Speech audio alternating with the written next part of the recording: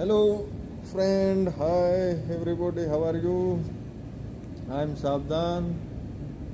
ये हमारे मुन्ना प्रजापति हैं और हम आज एक प्रशांत सर की वीडियो पर रिएक्शन दे रहे हैं। पहले हम कबूतर छोड़ते थे, अब हम चीते छोड़ रहे हैं। तो चलो स्टार्ट करते हैं। नमस्कार and welcome you to world affairs. मैं हूं प्रशांत धवन। नाउ रिसेंटली आपने देखा होगा कि हमारे देश के पीएम ने एक सडन स्टेटमेंट दी है जो काफी न्यूज में थी। इन्होंने यहाँ पर कहा है कि पहले हम कबूतर छोड़ते थे, अब हम चीते छोड़ रहे हैं, और ये इन्होंने कहा है लॉजिस्टिक्स पॉलिसी लॉन्च के टाइम। नाउ पहली बात तो मैं चाहता हूँ जो पीएम मोदी की स्टेटमेंट है, छोटी सी एक स्टेटमेंट है, ये मैं चाहता हूँ आप सुने। उसके बाद आपको एक हिस्टोरिकल एंगल बताऊंगा इस स्टेटमेंट का कि पीएम मोदी ने ये क्यों कहा है कि एक टाइम पर हम कबूतर छोड़ते थे। आज हम दुनिया की 5वीं बड़ी अर्थव्यवस्था है। क्यों आपको खुशी नहीं है?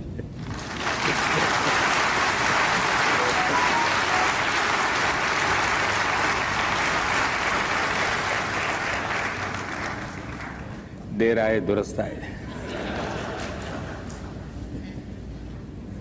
होता है कभी कभी, क्योंकि चारों तरफ इतनी नेगेटिविटी का भरमार होता है कि उसमें कभी कभी अच्छाइयों को ढूंढने में बड़ा टाइम लगता है। और देश बदल रहा है जी। ये नया ट्रेंड चला भाई। एक समय था नहीं, पहले पर हम कबूतर उड़ा छोड़ते थे, छोड़ नहीं रहे थे कि कबूतर आज चिता छोड़ते हैं।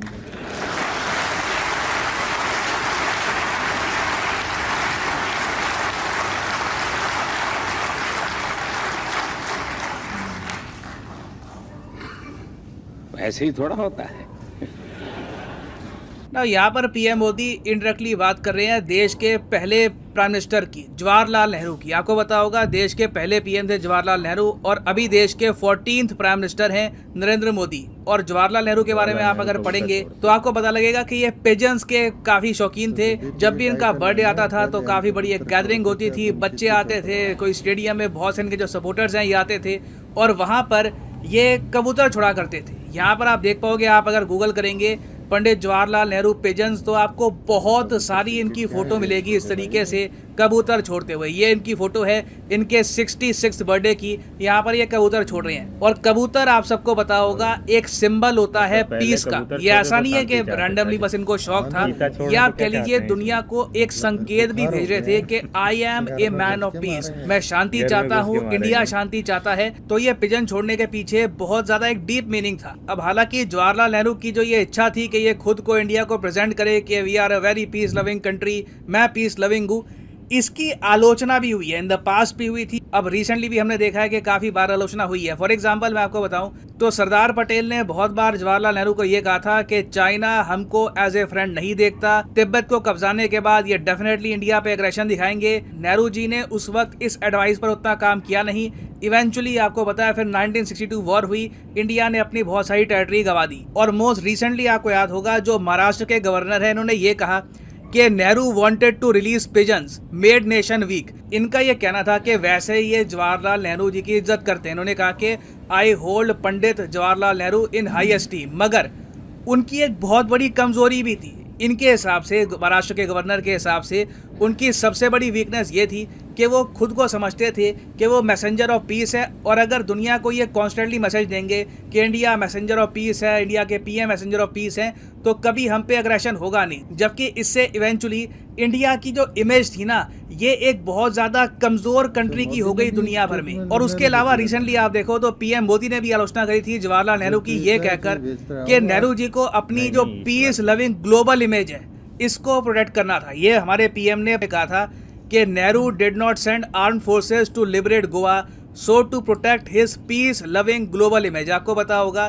कि भारत को आज़ादी मिल गई 1947 में, मगर 15 साल तक गोवा पुर्तगाल के अंडर रहा था। नेहरू जी के पास काफ़ी बार ऑप्शन थी कि मिलिट्री एक ऑपरेशन करे, गोवा को वापस ले, मगर इन्होंने ये बात टाली, 15 साल तक टाली, और इवेंचुअली हमको ऑपरेशन विजय करना पड़ा, जिसमें नेहरू जी के अंडर ही गोवा वापस इंडिया में मर्ज हुआ था। मगर मोदी जी ने यहाँ पर यह कहा है कि ये सब हम पहले कर सकते थे। 15 साल तक गोवा देश से अलग रहा क्योंकि नेहरू अपनी जो ग्लोबल पीस लविंग इमेज है इस पर एम्फोसिस करते थे। तो ये जो इनकी यहाँ पर स्टेटमेंट है कि एक टाइम पे हम कबूतर छोड़ते थे, अब हम चीते छोड़ते हैं, ये आप कह सकते हैं कि हिस्टोरिकल कंटेक्स्ट में एक बहुत ही इंपॉर्टेंट स्टेटमेंट है। क्योंकि जहां पर एक टाइम पर इंडिया के पहले पीएम कबूतर छोड़ते थे, जो इंडिया के करंट पीएम है ये चीते छोड़ रहे हैं। रिसेंटली आपको पता होगा कि मोदी जी का बर्थडे था 17 सितंबर को, और मोदी जी ने अपने बर्थडे में नामीबिया से आए जो चीते हैं ये मध्य प्रदेश के कूनो नेशनल पार्क में रिलीज किए। यहाँ पर आप देख पाओगे, ये आपके सामने फुटेज है। और ये सब हमने किया है प्रोजेक्ट चीता के अंडर। देखो, एक टाइम था जब भारत के जंगलों में चीते आम थे, और भारत में फिर इवेंचुअली इतनी पोचिंग हुई, इतनी हंटिंग हुई, बिना रोक टोक के इनकी स्किन को इंटरनेशनल मार्केट में इलीगली बेचा जाता था। कई पोचर्स ने इनको इतना मारा कि इनकी आबादी बिल्कुल ख़त्म हो गई। चीता बिल्कुल विलुप्त हो गए भारत से 1952 में। और अब भारत ने क्या किया है कि नामीबिया देश से 8 चीते मंगाए हैं जो मध्य प्रदेश के नेशनल पार्क में छोड़ दिए गए हैं। और यहाँ पर आप ऐसे ये भी देख पाओगे आपके सामने एनिमेशन में, ये एक अफ्रीका का देश है नामीबिया। इंडिया के साथ नामीबिया के रिलेशंस बहुत अच्छे हैं। तो यहाँ से ये चीते आए हैं इंडिया में, और अब 5 सालों तक ये जो प्रोजेक्ट चीता है चलेगा। देखा जाएगा कि आने वाले 5 सालों तक यहाँ पे जो चीते लाए गए हैं, जिनमें मेल्स भी हैं फीमेल्स भी हैं, अगर ये रिप्रोड्यूस कर पाते हैं इंडियन एनवायरनमेंट में, ये कंफर्टेबल फील करते हैं, तब तो हम कहेंगे कि प्रोजेक्ट चीता सक्सेसफुल है। और इवेंचुअली अब हम भारत में वापस चीतों की जो आबादी है ये बढ़ा सकते हैं। It will be historical for India, क्योंकि पहली बात तो ऑब्वियसली इससे टूरिज्म बढ़ेगा। दूसरी बात ये भी है कि हमारे इकोसिस्टम के लिए बहुत इंपॉर्टेंट है कि चीता एक टॉप प्रेडेटर बनके अपनी आबादी बढ़ाए। क्योंकि हिस्टोरिकली इंडियन सब कॉन्टिनेंट में चीते थे, हमारे जंगलों में चीते रहते थे, ये ओवरऑल नेचुरल ऑर्डर का पार्ट थे। ह्यूमन एरर की वजह से ये मिट गए, तो वापस इनको हमारे इकोसिस्टम में लाना बहुत ही इंपॉर्टेंट है। और अगर यहाँ पे आप जानना चाहते हैं नेशनल लॉजिस्टिक्स पॉलिसी के बारे में कि ये भी तो बहुत ही इंपॉर्टेंट है, इस पीएम मोदी ने फिर चीतों से इस पॉलिसी को भी रिलेट किया, तो एक और वीडियो में लेके आऊँगा, वहाँ पर लॉजिस्टिक पॉलिसी के बारे में आपको बताऊँगा कि ये इंडिया के लिए कितनी इंपॉर्टेंट है।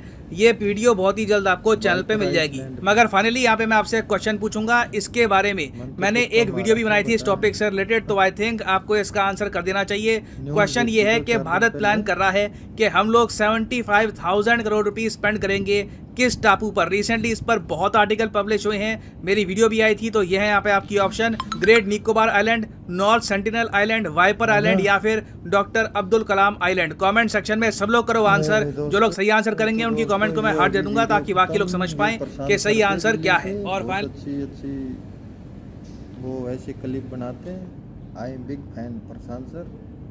और टाइटल भी अच्छा दे रखा था, पहले कबूतर छोड़ते थे अब चीते छोड़ते हैं। तो हर चीज़ के दो मतलब होते हैं। और कबूतर भी ऐसी बात नहीं, पहले शांति का वो होता था प्रतीक। पहले ज़माने में सुना था लेटर इधर से उधर ले जाना कबूतर के उस जरिए भेजते थे, नहीं कि हमारे पास पोस्ट ऑफिस होते थे। तो ये मोदी ने अपने 72वें जन्मदिन पर चीते छोड़े, अच्छी बात है भाई। हाँ भाई मुन्ना प्रजापति, तुम कुछ कहना चाहते हो? तो भाई दोस्तों ये थी वीडियो, ये इस पर रिएक्शन था। प्रशांत सर का लिंक नीचे डिस्क्रिप्शन में दे देंगे, जो स्टूडेंट हैं वो उनको देख सकते हैं, अच्छी क्लिप बनाते हैं। कोई IPS ये भर्ती के टीचर हैं ये वैसे तो, और हमने भी देख लिया यूट्यूब पर, मगर चलो इस पर रिएक्शन करते हैं। अगर आपको अच्छा लगे तो कमेंट करो, फिर हम अगला पार्ट बना के भेजेंगे। हाँ, तो हमारे चैनल को भी सपोर्ट करो, लाइक करो, शेयर करो। Thank you, bye bye.